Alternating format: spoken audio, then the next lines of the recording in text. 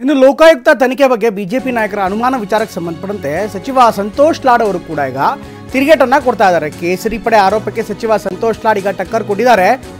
ಲೋಕಪಾಲ್ಗೆ ಗೌರವಿಸುವಂತೆ ಲೋಕಾಯುಕ್ತವನ್ನು ಕೂಡ ಗೌರವಿಸಬೇಕು ಅನ್ನುವಂತಹ ಮಾತನ್ನ ಈಗ ಸಚಿವ ಲಾಡ್ ಹೇಳಿದ್ದಾರೆ. ಕೇಂದ್ರದಲ್ಲಿ ಲೋಕಪಾಲ್ ಅಂತ ಇದೆ, ಅದು ಲೋಕಾಯುಕ್ತದ ಮಾದರಿ.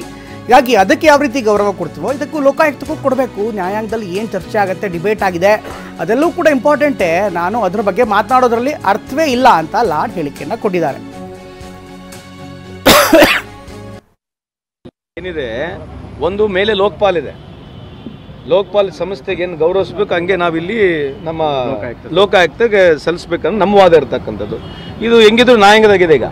ಸೊ ಅದು ಏನು ಚರ್ಚೆ ಆಗುತ್ತೆ ಏನಿಲ್ಲ, ಆಲ್ರೆಡಿ ಡಿಬೇಟ್ ಆಗಿಬಿಟ್ಟಿದೆ, ವಾದ ವಿವಾದಗಳು ಆಗ್ಬಿಟ್ಟಿದ್ದಾವೆ. So will have to wait. ನಾನು ಅದ್ರ ಬಗ್ಗೆ ಮಾತಾಡೋದಾಗ ಅರ್ಥನೇ ಇಲ್ಲ. ಅಲ್ಲಿ ಏನಿದೆ, ಒಂದು ಮೇಲೆ ಲೋಕಪಾಲ್ ಇದೆ, ಲೋಕಪಾಲ್ ಸಂಸ್ಥೆಗೆ ಏನು ಗೌರವಿಸ್ಬೇಕು ಹಂಗೆ ನಾವಿಲ್ಲಿ ನಮ್ಮ ಲೋಕಾಯುಕ್ತಗೆ ಸಲ್ಲಿಸ್ಬೇಕಂತ ನಮ್ಮ ವಾದ ಇರ್ತಕ್ಕಂಥದ್ದು.